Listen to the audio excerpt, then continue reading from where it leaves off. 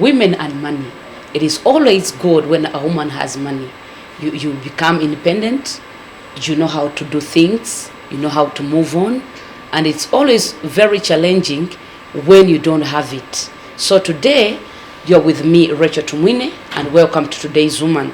In the studio today, we are going to talk about women and money. And in the studio today, I'm not alone.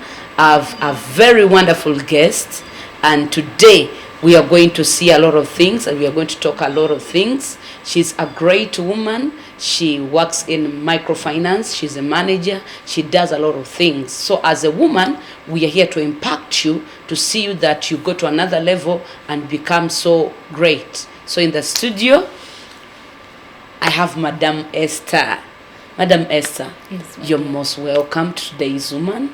And our beloved viewers, those who love this show, thank you very much. So today I'm with her.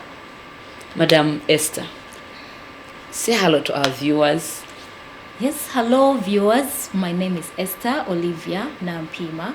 Like she has said, I am a businesswoman and I am a manager of a microfinance. So when it comes to money, I know what I'm talking about. That's right. I understand it. And when it comes to women, the fact that I'm a woman and I also deal with women, yes, I know what we're going to talk about. Yes, so it is always good. That's wonderful. Today, as we're looking at women and money, so we are going to talk about our first segment. It is savings. Many women out there, you don't like saving. Temwagala kutereka sente. We buli kyonna kyofuna, you hand to mouth. How come that if you start saving, you save for yourself? Maybe you find yourself ngoguze ploti, oyinza okuba okola mu katale, maybe ng'olina w'okolera somewhere.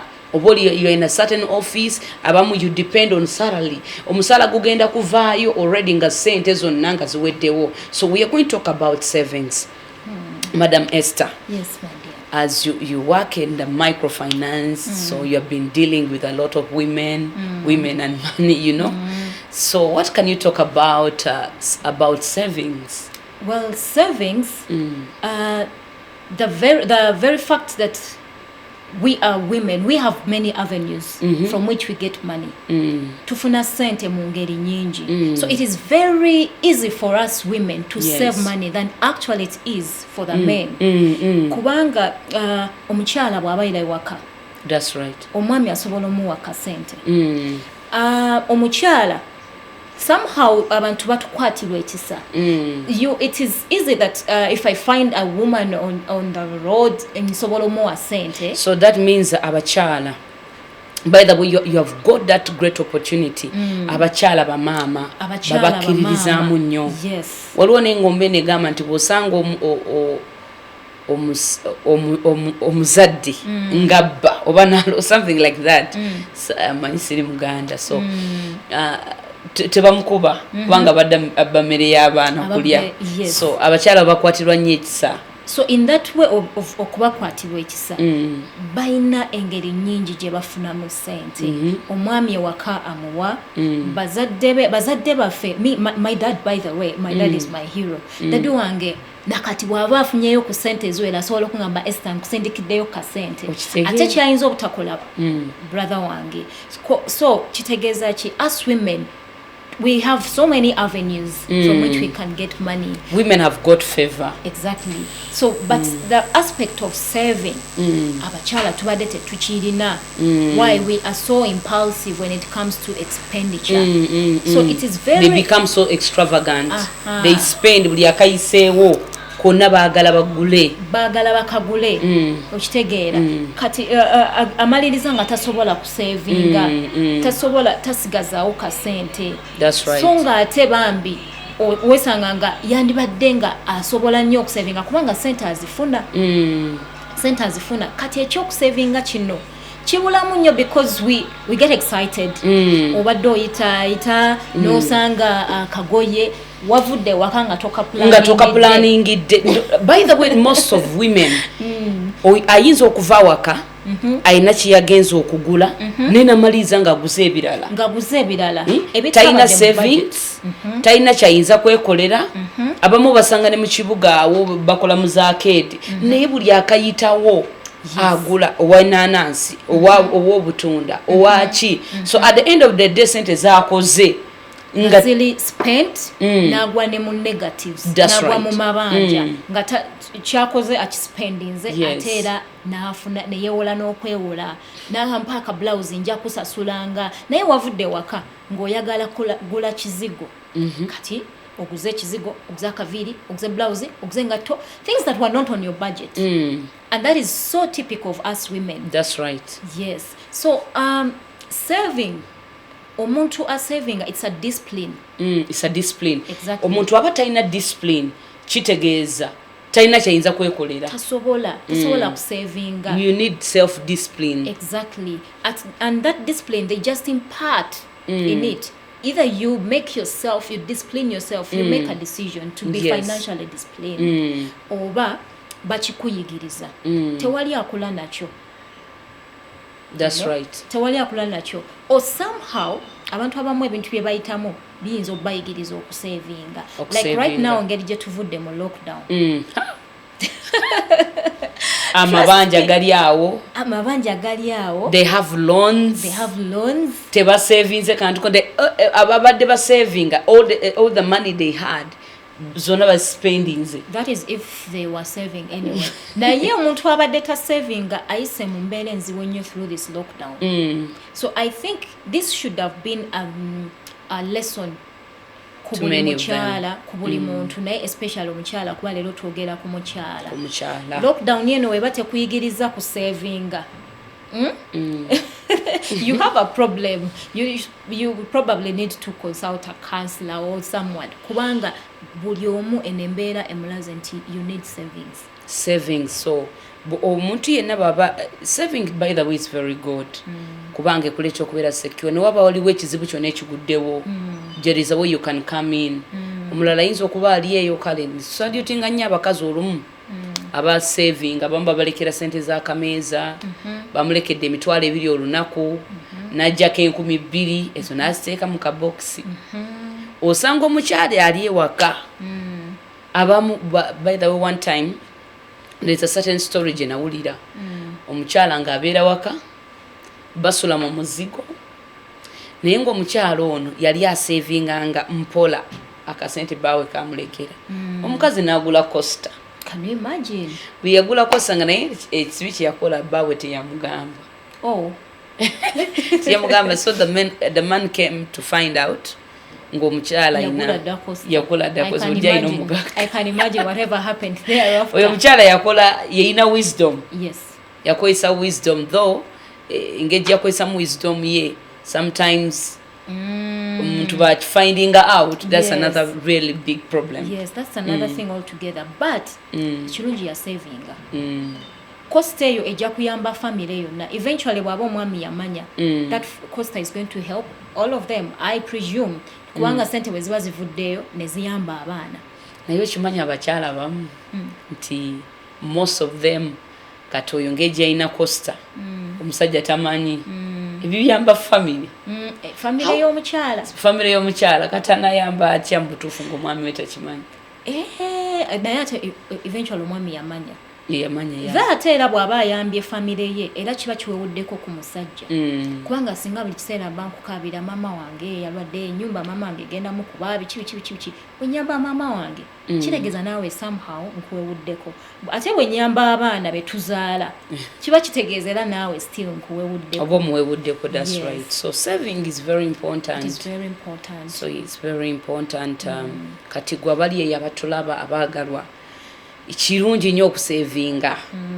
Imagine singa saawa zino embeera yonna etuukawo nga obadde tolina savings as Madam Esa wagambye nti engeri gye tubadde mu lockdown abalamu badde temusavinga kituwa ekyokuyiga.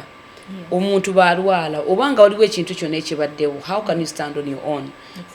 Like right now tugenza okwesanga nti ebiseera bingi amaka gatabuse oli ayina omulimu bayinza okumugoba abadde dependingira ku musaala bamugobye ayina okusasula rent oba after all ayinza okukwata asasula rent maybe yazimba naye talinaawo ate era ayina ebizibu ebirala ebijja kati tolinaawo saving. Omuntu ayinza okugamba nsavinge nfune 15,000 olunaku biki naye 15,000 ezo laba ojjako 1,000 oba olinaawo olutadde. Yes. That story you've just said is jukiza waliwo mukwano gwange yanyumiza when she first bought her car. When she bought her first car yali bagenda ku beach n'omwami ne family somehow ne bafunamu obutakanya along the way. Yes. Omwami omukyala n'anyiiga n'agamba yes somehow something happened kati ne bamuleka ku kkubo. Omwami omukyala n'anyiiga n'agamba really okitegeera omusungu bwe n'agamba kantandika okusonda sente n'agula box a metal box n'atandika osulangamu sente ze n'atandika osulangamu akasente ke bane omukyala n'agula emmotoka. Yes. N'agula her first car. Era yali anzizaamu amaini n'agamba Ester olaba we can do these things biki nange nenkiraba. So it does not matter oba ofuna sente mmeka mpola so long as oyina ekigendererwa bosula wabye ebbiri funa ekigendererwa tosavinga fwa. Abakyala abamu bagamba nina okubeera n'akabox nsulemu sente nga talina nakigendererwa talina kiruubi talina kyaluubirirwa. Yes. You know that at the end of the saving, so what are you going to do with that money? Okitegeera era oyinza okuzisavinga ne weerumya at the end of the day nga tolina kyogenda zikozesa era zisaanewo bwe zityo. Thank you. So I think buli mukyala yandibadde afuna ekigendererwa mu bulamu oba ekiruubirirwa buli omu alina wayagala okutuuka. Women, we should stop being comfortable. We should get out of our comfortable zones. Yes, many of them, they are like that. If we get out of those comfortable zones, we shall be able to save. Until you realize that that comfortable zone will not help you at a point T. Tojja kusobola kusavinga naye bw'okizuula nti this comfortability is not forever nja kwetaaga akasente because ebintu bikyuka can change. Ate ennaku zino n'abasajja tebaagala nnyo abakazi ababeera all the time dependent on them. Yes. Have some money and how are you going to have it if you're not n'osabeza enviiri n'osabeza ki buli kimu kyonna kiri awo. Exactly. Singa omusajja oyo avaawo oba n'atambula n'agenda n'afuna omukazi omulala akole oyina abaana where are you going to stand from? Ogenda kutandika kusabiriza oba ogenda tandika okwenda. So the story y'omukyalo yenkutteko nnyo. Yes. Omusajja bali mu mmotoka batambula n'amuleka ku luguudo kubanga they've gotten some misunderstanding along the way. You know, mwalimu abaana mu mmotoka. Mwalimu abaana. My God forbid. Kigende wala kya happeninga naye mu busungu bwe mu kunyiiga n'afunamu amaanyi n'agamba nedda I can do this. Umanye ekintu kyewalinga tolowoozaako. An incident happens and it opens your eyes. N'ogamba okitegeera. That's right. So that means sisobola gula motoka yange. Kisobokera ddala banga omukyalo ono yafuna that energy. Ebizibe byamutuukako teyadda mu kukaaba teyadda mu kukola kiyagamba okay this has happened to me. Let not problems define you. Yes. Don't allow that to define you or where you can go. Nze nzikiriza nti ojja kubaako ky'oyinza okukola singa okiteeka into your mind n'ogamba kino kyenjagala kino kyenduubirira ne bw'oba olina omwami wo ng'alina amayumba alina buli kimu alina bizinensi ebintu bisobola okukyuka essaawa yonna oba if not nava mu bulamu bw'ensi where are you going to start from? Ab'enganda tubirabye nnyo ng'omusajja abadde alina ssente mugagga mukazi we she's just a housewife atula waka talina kayina konna enganda ne zikwata ne zitwala ennyumba ne batwala ebintu byonna abaana ne babagoba oli abadde akudefendinga nga taliiwo. Just think, do it for yourself. Naawe kubanga kyemaze okuzuula nti many men they love women who are valuable. Omukyalo olina okuba omukyala agasa. Exactly. So you need to save something. Yes. era nze ngamba nti buli mukyala yandibaddewo n'akabokisi yandibaddewo ne kaakawunti ke nagulawo ko kaakawunti abakyala balekerawo okutya okugenda mu banka bannange so it is always good kalabamu oyinza okutereka wakoli najja n'akasitula kati kankunyumize this scenario waliwo omukyali yali aterekanga sente atereka sente kyokka nga waliwo embeera eri wawaka tebakwatagana bulungi na mwami kati mubutakwatagana buno musajja ayinayo omukazi omulala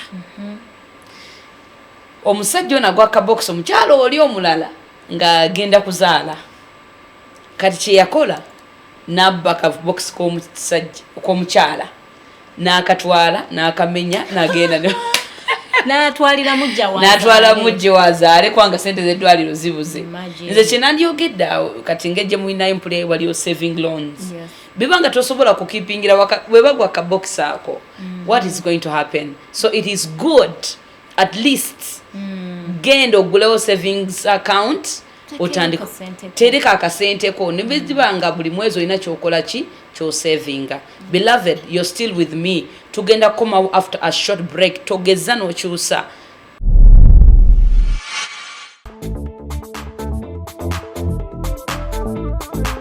coming soon on BTM. The political language is spoken by many but understood by a few. Some people stick to the truth while others run with the crowd. As we gear up for the 2021 elections, now is the time to weigh in on everything.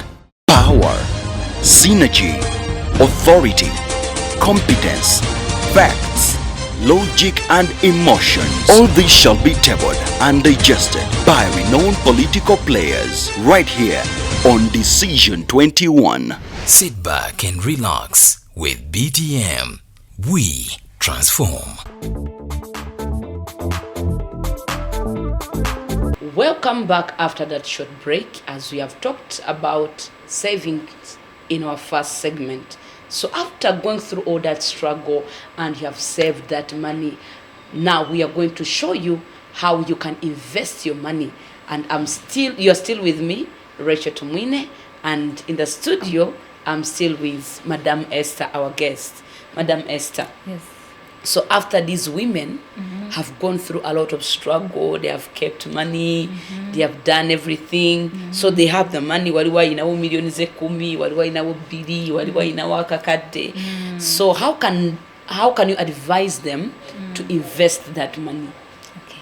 First, why I want to talk about why it is very important for someone to invest money. Chiringanga bonaba katuwame n'ensigo zo oba za bijanjalo oba za kasoola. That's right.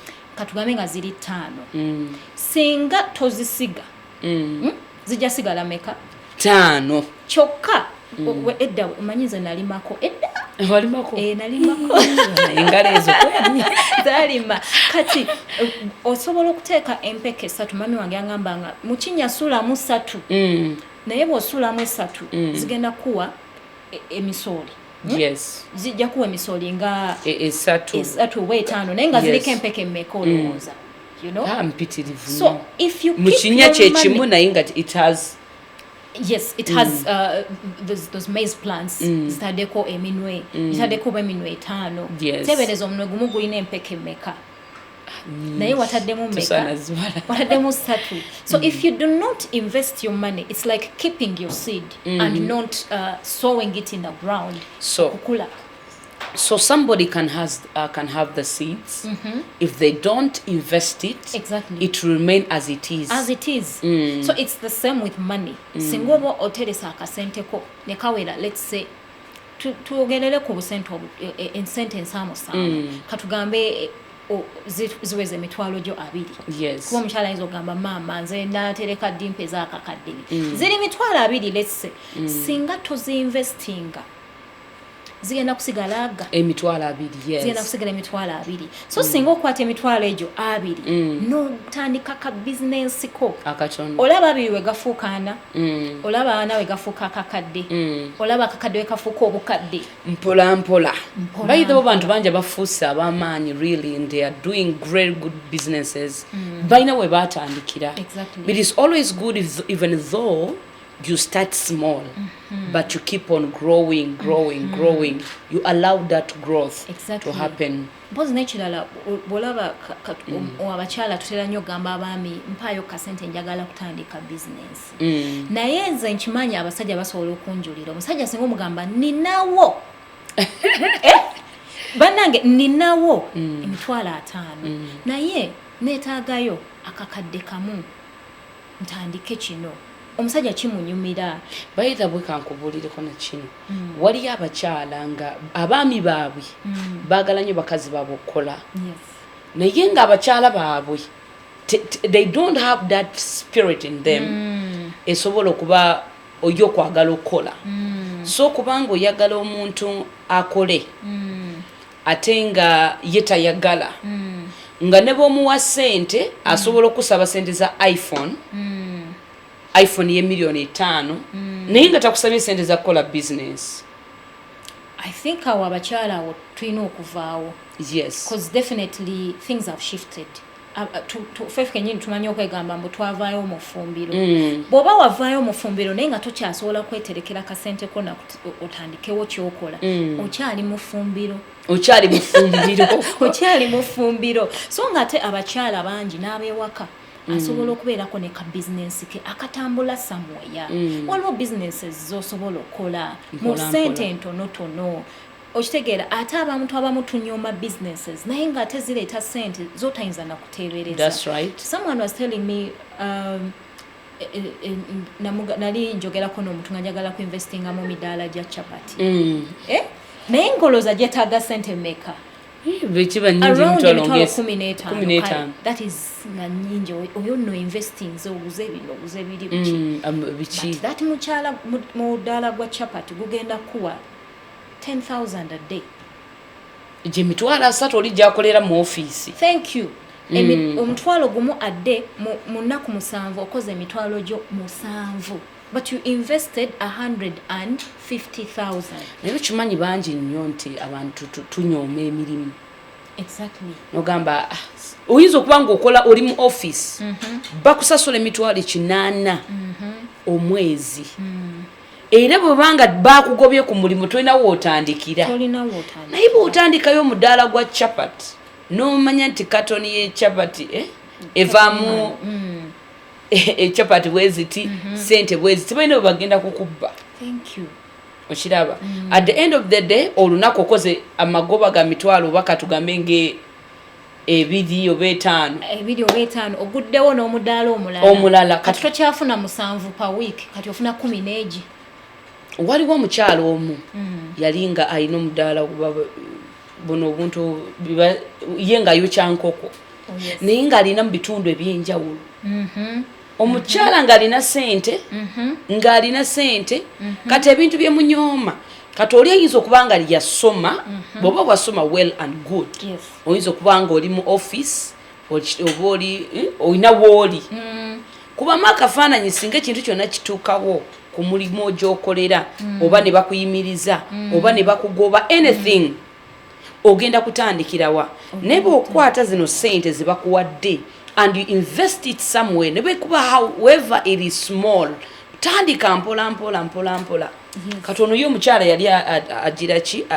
akola emidaala gy'enkoko naye ng'omukazi akola ssente mpitirivu. Imagine nga tosobola kumwepankako kati mwabali eyo b'osomye it is good ne bw'oba tosomye osokozesa amagezi amazaale. Waliwo omukyala ali nakawaawo mugulako engoye z'abaana Habotik is well stocked. Wewati okakubyeko era ina bakastoma bangi. So I was there nga waliwo customer ali mugamba naye njagala okutandika akantu kano. Bana njagala okutandika akantu kano. Looza ntandike na ssente mmeka.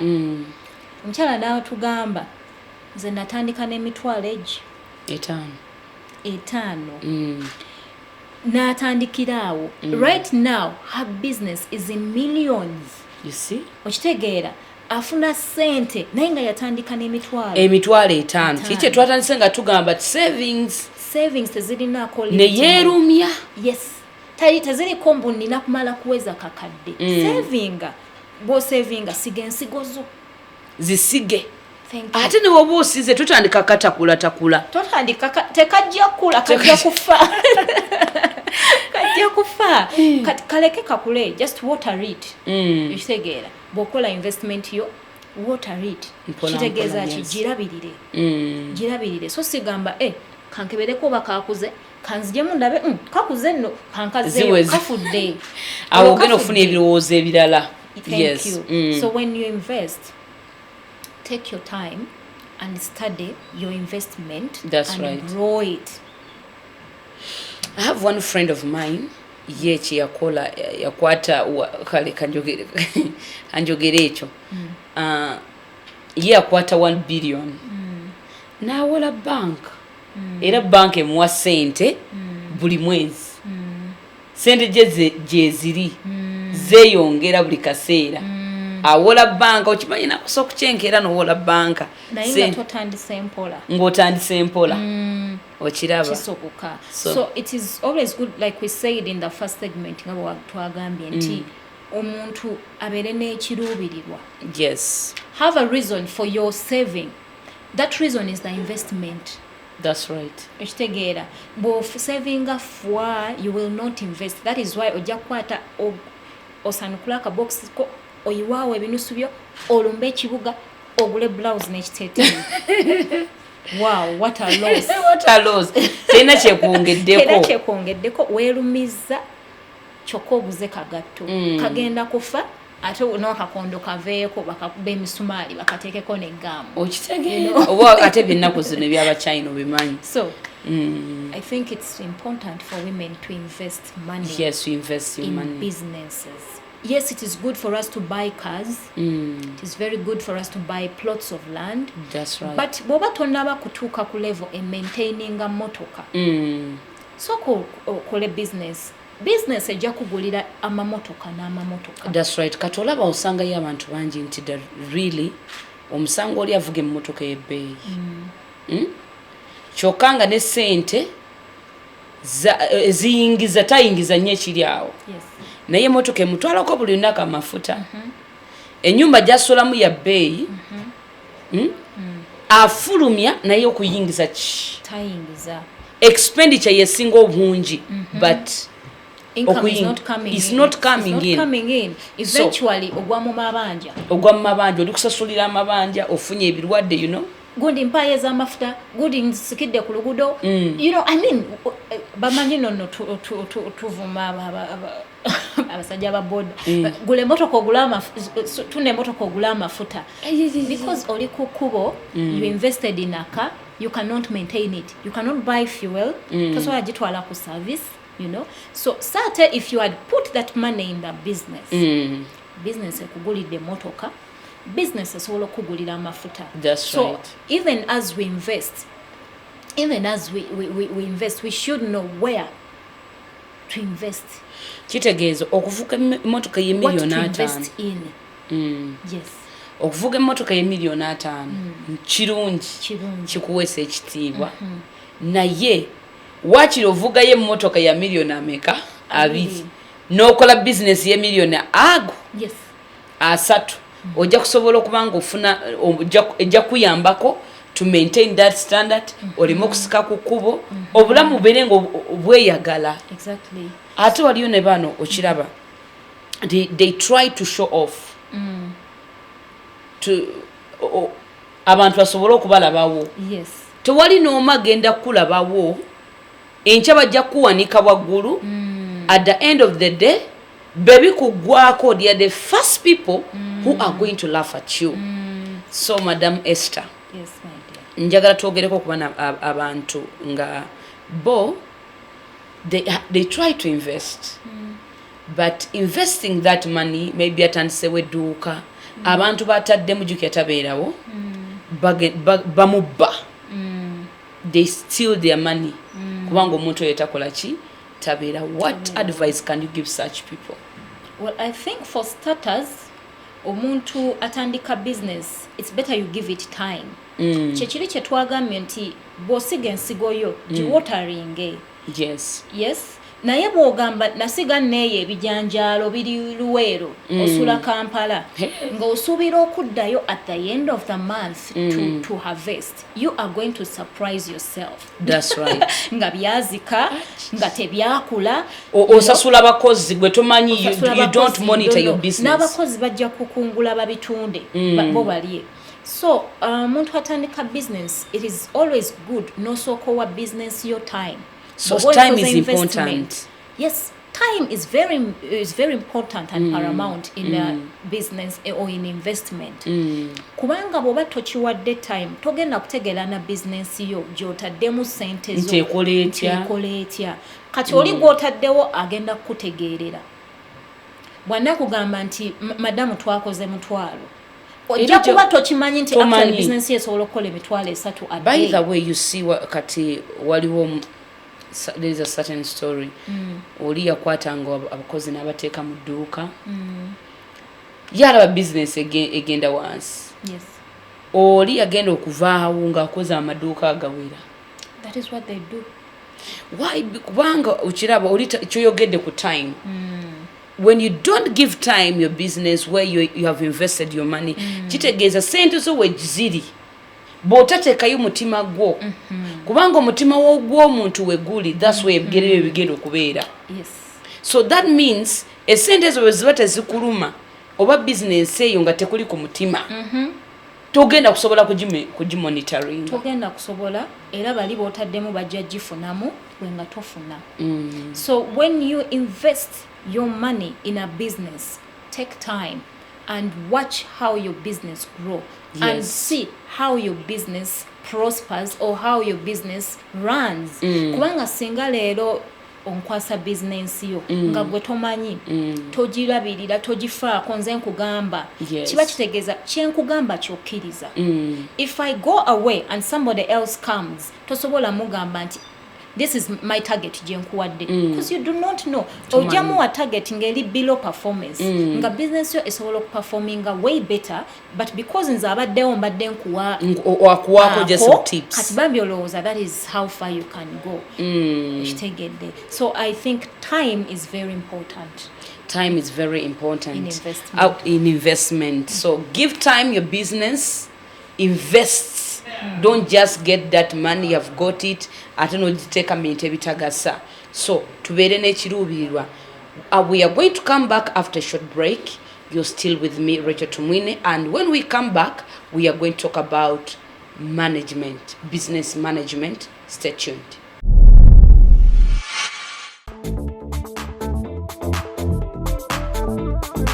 Welcome back after that short break. You're still with me, Racheal Tumwine, and this is Today's Woman. On our first segment, we talked about savings. On our second segment, we talked about investing. So we are on our third segment, business management. After you have invested that money, now you need to manage your business. So you some of us, some people, you trust a lot of people with your business. You trust your cousins, people around. They can put on a very nice smile when what really is in their heart, it is not very good. So maybe ngabambeyagaliza tebakwagaliza okulaba ng'ogenda maaso. So I'm still with Madam Ester. Madam Ester. Yes. Now let's talk about business management. Yes. Business management. It's quite a broad thing. Kitunulira ebintu bingi. Mulimu like how we hinted on time in the second segment. Mulimu bookkeeping or record keeping. Yes, record then keeping. mulimu the staff management, you know, mulimu financial management of that business. It is quite a large thing, but tusobola chifunza. That's right. Business management. Bwoba otandise business yo. Or how do you own? You know, it is one thing to start a business, and but it's another it's also thing to own it. To own that business. You can have a business, naye nga you don't own you that don't business. own it. Kubanga tobimanyi. Singa bakugamba Racheal gundi yo boutique gye watandika okola sente meka olunaku. Ono batukola kamala kubira wano omwana. Gundi mpozi otunda, you know, it means you have not owned that business. Wabula waliwo omuntu agikola ki? Owning. Oyinza okuba nga gwe nanyini sente. Exactly. Wasasula location, maybe it belongs to you, but you don't own it. Somebody else. Yategeera buli kimu kyonna ekigenda maaso. And it comes to the point I've mentioned, they are record keeping. If you're not keeping your records, you cannot monitor your business. It means you're losing out on business management. Omanyi ntera okuinteractinga n'abakyala eyo in our micro loans. Yes. N'omugamba kati business ozanyisa sente mmeka mu business yo. Nakugamba nzanyisa ng'emitwalo 7. N'omugamba ogula box z'ennyanya mmeka. Ngula box emu ya mitwalo emeka, ya mitwalo 17. Kyekirala ky'oteekawo. Obutungulu ensawo ya mitwalo 2. Kati n'olaba nga azanyisa emitwalo ensawo. No. Box y'ennyanya ya mmeka? 15. Obutungulu 2. Azanyisa emitwalo 35. Naye yakugambye nzanyisa emitwalo 7. Yes. They don't know their business. Yes. Kubanga takeepinga records nagamba ntandise n'emitwalo 35 nguze kino na kino na kino. Wano nkozeewo sente bwesti. N'owandiika. Abakyala tuyige okuwandiika. Tuyige okurecordinga wansi. Bw'oba oguze akabulawuzi ng'okasuubudde 2,000. Balamu. Kawandika nsuubudde obulawuzi 10 ak'ebimuli akabbulu 12 biki nkozeseza emitwalo 5. Bw'otandika okutunda manya ke waguze 2 okatunze mmeka. You record it down. It will help you to know nti nkoze amagoba bwe gati. Naye abamu tebasoma kati nga batunze. Record keeping taliko kusoma. Racheal singa nkuwa emitwalo 5 ne kugamba genda osuubula ebintu bya mitwalo 5. Wandiika nsuubudde ebibiriti. Kiwandiike mu Luganda mu lulimi lw'osinga okutegeera. Ebibiriti sente zizino. Nsuubudde ki? Kando sente bweziti. Awamu. That is the total. You mean in total. Awamu oba omugatte mitwalo 5. Kati otandika okutunda. Manye ebibiriti ntunze bwebiti sente bweziti. Era ojja kulaba nti amagoba ago ogarecordinze kikuyamba obutalya capital. By the way, osanga abantu abasinga. You are managing your business. You know how everything flows. Abamu osanga nga business ye engeri gya spendingamu ng'alira mutalina n'amagoba gonna galiramu ati talina records. Oluvaamu awo kati muwola abantu bangi sente. After bamaze okwewola loan, those loans. Oluvaamu lwakuba tagimanaginze bulungi. Oba akozesa nnyo afulumya nnyo. At the end of the day, loan agiridde. Talinawo yadde ka saving. Talina wa investinze kino. Omanyi kyaddako gamba bamanelenda babbi. Banka nzibi. Nze bu microfinance bwantama. Weewola nga tomanyi kyolina kwewola. Weewola kati for example gundi gye nkuwadde ekyokulabirako kiri omukyala akugambye nkozesa emitwalo 7 naye nga alina actual sense akozesa 35. Kati n'abagamba mu mpole yakakadde. Atunuulidde business ng'abalanbu ekole running emitwalo 7.5. Kumbe bambi giri 3. Bw'ona giteekako loan yakakadde eyinza obutasobola kakola ki? Yes. Kawanirira. Because right at that moment, the loan, the debt is bigger than the capital you are using, you know, and so you are going to, it's going to become a liability to the business. Kiba kitegeeza ogenda kujjangamu nnyo ng'osasula. So ate bw'oba omanya nti nkozesa emitwalo 35 singa nnyongerako emitwalo gyange nga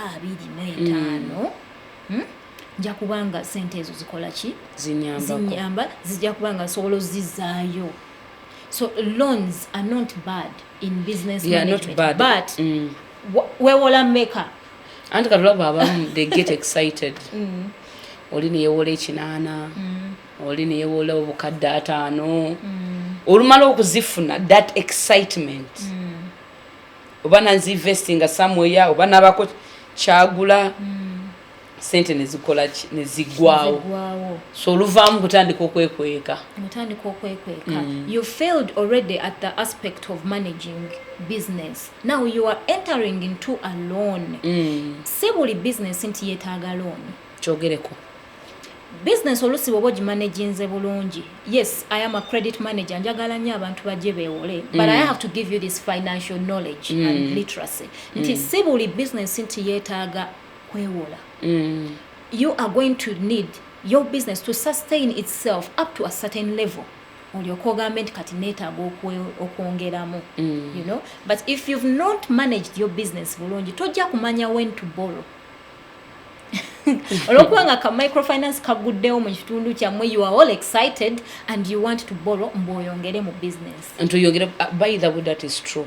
Osanga abamu nti banks ez'enjawulo zibabanja kyekiri yeewooze sente azifunye abalala yeewola wano agenda asasule looni endala so n'ogenda okwesanga obulamu bwabwe butambulira mu ekyo kati amaliriza business aginyunyuse business aginyunyuse eggwawo. That's right. And that is when we come to say they have mismanaged the business. Yes, mismanagement. So, kasitotandika okulanga business mu kifo ky'okwambuka ekkirira, it's not growing. You are mismanaging it. You are mismanaging the profits. You are eating capital ngolowooza mbu magoba, you know.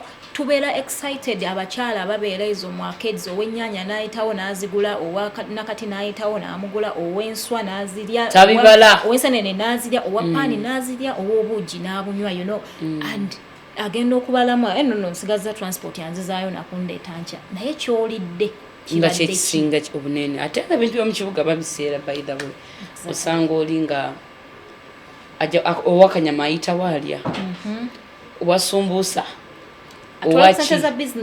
ali ku sente za business. Yes. Amagoba gaweddewo gwe balamu kati olunaku omuntu nga abadde nga akwesa emitwalo 2 oba emitwalo 3 oba 5 omwezi esente meeka sikakadde kamu n'ekitundu ekitundu ekizimba kisasula sente meeka kale katubale bukadde ng'obwo naye akola sente meeka n'ayagala kati nno okyali ku ekyo naye n'ayagala agule n'akaviiri akamitwalo 5. Yes. Nga ne business tennaba zikola wabula bwenna atunda nja kuweereza bwenna atunda kampe bwenna atunda nja kuweereza bwenna atunda nja kuweereza yet ali mu kukola ki agamba bwenna atunda nja kuweereza kumba ali mu kuweereza capital eventually the business is shrinking. Okitegeera agenda okuddengula kaza sikyabitegeera kyekabandoga baneiba bange biki tebanjagaliza naye nga kizibu kivudde ku ki business management. Yes, is very important. So it's very good to separate your capital from the profit and to reinvest. Bomanya nti okoze ku magoba reinvest. Bwoba luli wasubula blouse 5 okozeyo ku magoba kati subula 7. Kale ya kati it is good omuntu aberenga takwata ku capital. Yes. Kwata ku magoba. Yes. Kale lyako ekitundu kya magoba. Ekitundu okikole ki investing. Yes. You make your business to grow. Yes. And don't stop saving. Era nakali it's a cycle. It's a cycle. Yes. Save. Invest, reinvest, then business management. Otambuleko yiso kwa you're working in an office, toina budde. Naye kimanyi osobola okufuna yo lunako. Maybe abamu temukola, they don't normally. Government officials abamu tebakola weekend. Yeah. So ku weekend tulako mu business yo. Omanya how it goes. So you will see it going to another level. Exactly. So we are going to come back after a short break, but before we come back, this is what we are going to talk about. We'll be talking about financial freedom, how you can have financial freedom. You're still with me, Racheal Tumwine, on Today's Woman, and I'm still with my guest, Esther. Stay tuned.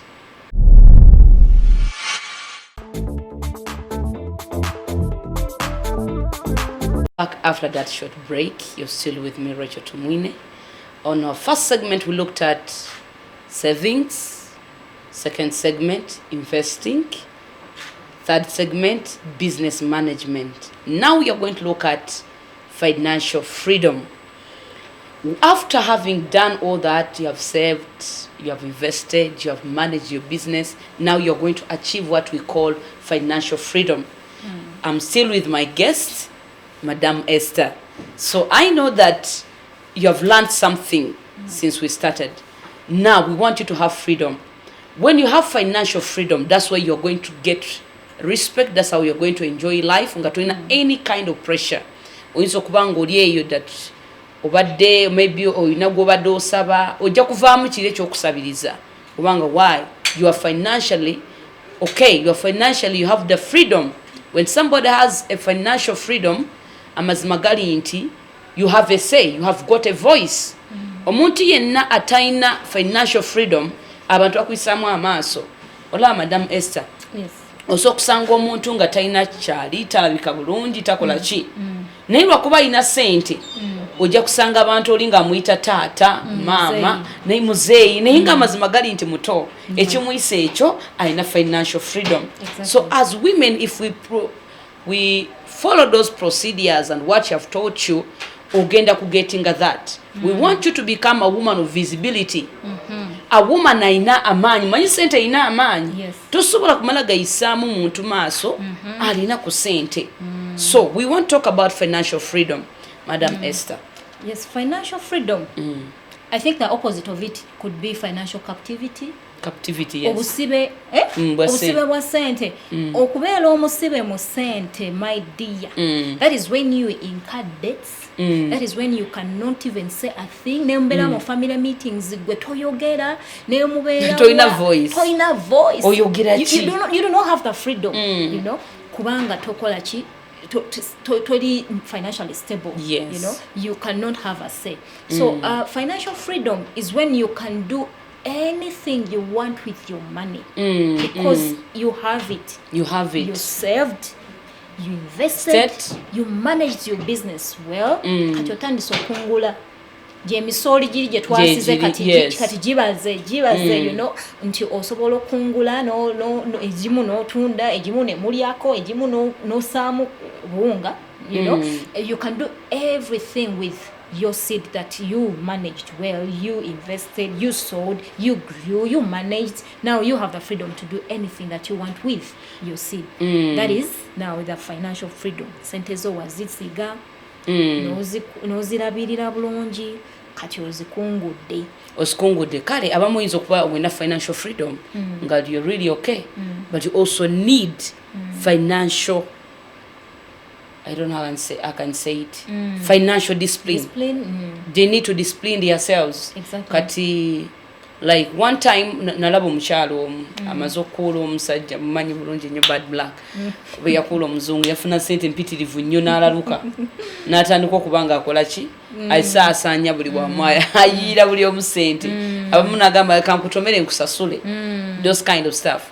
So omanyi freedom ate bweyitirira ennyo eyonoona. Yes. Naye ndowooza omukyalo ono avudde eno nga yeetendese okusavinga, okureinvestinga.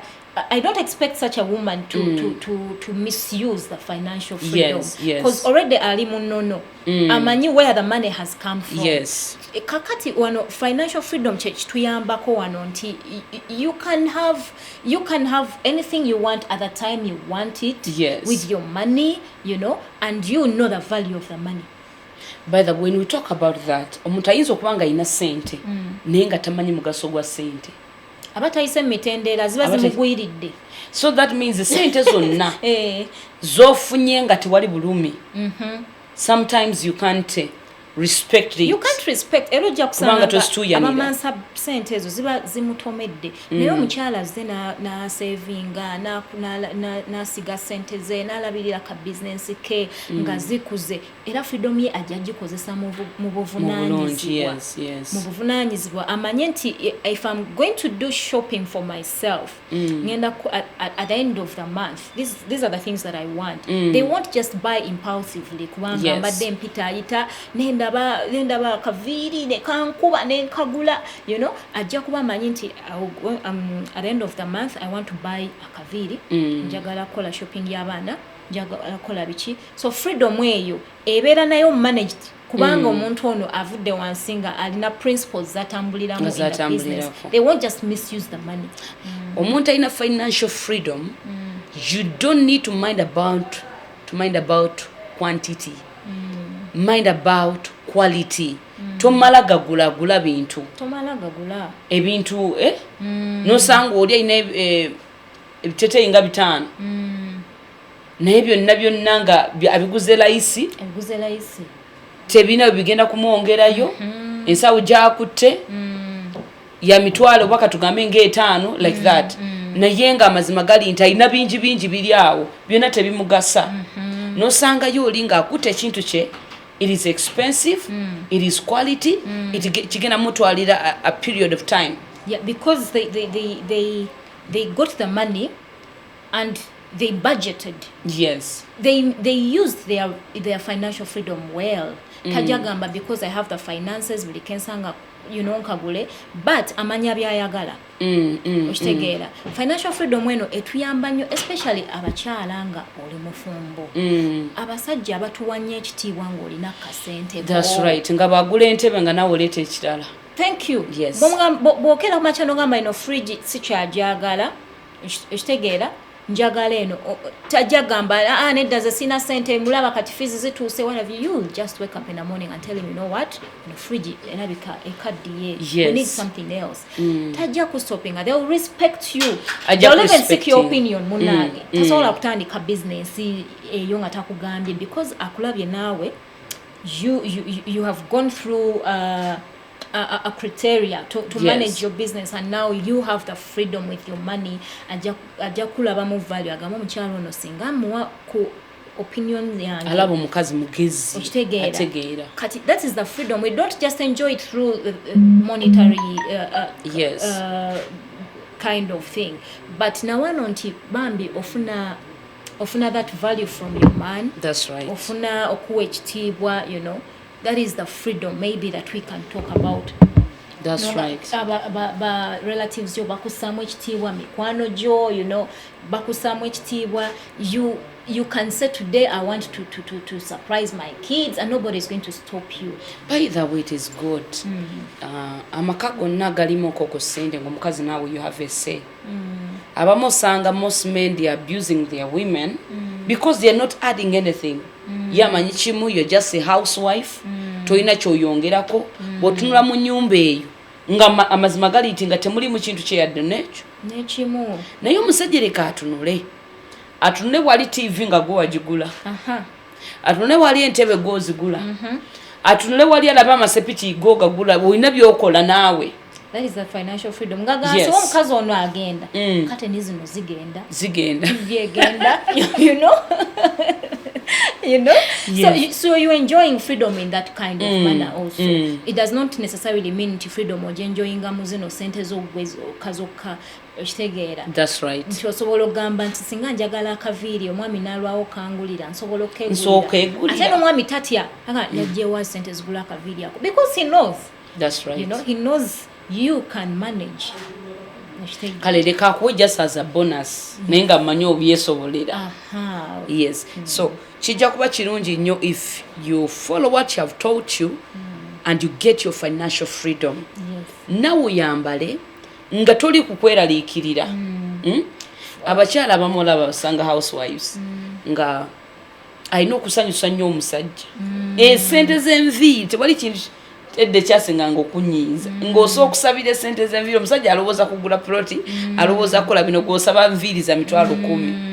Ng'olina okulaba nga weegayirira. Ate ng'alaba bw'anaazikuwa ploti ataagigule. Kati ndi wano ndowooza school fees abaana, ndi wano ndowooza kino. Gw'olowooza bya nviiri. Naye bw'obeera ne financial freedom, kigenda kuyambako okwetuusaako ky'oyagala. Mu kiseera ky'okyagala. So I think men would more respect women who are independent. Yes, that's independence, that financial independence, that you do not have to be desperate.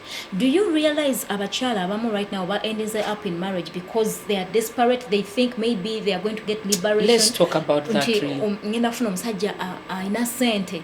Ebyange biwedde. Ochimanyi, many girls have ended up in wrong marriages. Exactly. Because they lack financial freedom. They are financially captivated. Ogenda kwesanga yagadde omusajja omukulu. But after you have gone into that marriage, into that relationship, jotayagala because of money, chigenda kwatinga. You're going to reach a certain stage, otandika okwetunuulira the mistakes you did. Yes. Oyagala ebiwedde. Lwaki naawe tofuna oyo ekikutwala n'omusajja omuzeeyi kiki? Funaye muvubuka munno mukole mwenna, mugende mu maaso. By the time nawe muberenga mwina kye mwekoledde, omusajja tena wagenda tandika kumanyirira. Because you started from there. Ojja kwesanga abamu they have ended up going into witchcraft. Aloga omusajja omugagga avuga V8. Ate nga nawe omukazi osobola kuba omugagga tewali agenda kumanyira. So nze kyengamba bakyala bannaffe abali eyo abatulaba abadde bala program eno bwe twatandise. We are talking about right now financial freedom. Women and money. Tukoze tutya okulaba nga tufuna our freedom. Naffe tubeko bye twetuusaako. Ne bwe buli wakugenda n'omuntu ogenda kwanga omutima gukola ki gwagala.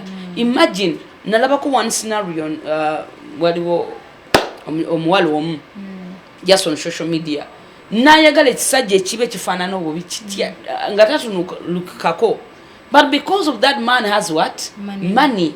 So okubanga oli ali awo ayagala ebyamangu, work for it. Financially captive, you know. Naye omukazi alina sente ajja kusooka akutunuulira kujja ku kigere ajja kugenda naye because akwagadde, not because of finances. Naye kimanyi many relationships abantu ze balimu, it is because bazirimu because they don't have financial freedom. Beloved, tulire Madam Ester since we started. Twagala obeere bulungi, obeere ne freedom, ngosobola okwetuusaako ekintu kyonna. Do you know that when you have money, when a lady, a beautiful lady or anybody, when you have money, women, you avoid unnecessary sex. Yes, exactly. Because you cannot be used. You cannot be used. Wali abasajja bunga babi naye nga sente. The normal sente obulungi bw'omusajja sente. Omusajja yenna alina sente ne baba mulema. Osanga ino mukazi omulungi. Lwaki? Kubanga ina beauty ya sente. Nebe tunafuna financial freedom ne tusalawo nti tutambule n'ekintu kino bulungi. Madam Ester, we are going to progress. We are going to become women of visibility. Exactly. So Madam Ester, I want to thank you very much. Thank you very much for accepting our invitation to come and talk to today's women. Abatulaba abagaziba program eno. Abatulaba every Saturday. This program is aired every Saturday from 8 a.m. to 9 a.m. buli lwa mukaaga. Subira tukuyigiriza bintu bingi, twagala kulanguka obeera omukyala alina kyafuuse, agenda okugasa eggwanga, agenda okubaako bye yeekoledde ng'olina emirembe gyo. So what are your last remarks to those people? Yes, omukyala wa leero oba today's woman. I think we've seen a roundup of everything concerning money in that aspect of today's woman, and I believe singa to following principles ezo we can flourish as women. Era tewaliwo ajja tulinnyako. You know, we can always have our freedom and do everything that we want to do at that time that we want to do it. So njagala okuzaamu omukyala yenna kobe ng'oli waka, kobe ng'okola, kobe ng'oli mu office, tereka akasente katereke atebeera n'ekigendererwa. Yes. Ekigendererwa ekyo investment yo, omala okuinvestinga, managing business yo bulungi, tolya capital, keeping records zo, business giwe time, ate oluvannyuma ojja kwenjoyinga sente zo, ove mu busibe bwa sente. Yes. So that is it for me. Thank you very much. Kama komukisa. Our beloved viewers, Thank you very much. In case you have missed any of our segments, our program, you can follow us to all our social media platforms. Today's Woman on Facebook, Today's Woman on YouTube, on Twitter, Instagram. Come, like us, watch it. You'll see your life going to another level. So I want to thank everyone. Since we started, we have looked at women and money and how we can save, how we can invest, how we can manage our business and our financial freedom. Thank you very much. This has been Racheal Tumwine. Please stay tuned next Saturday.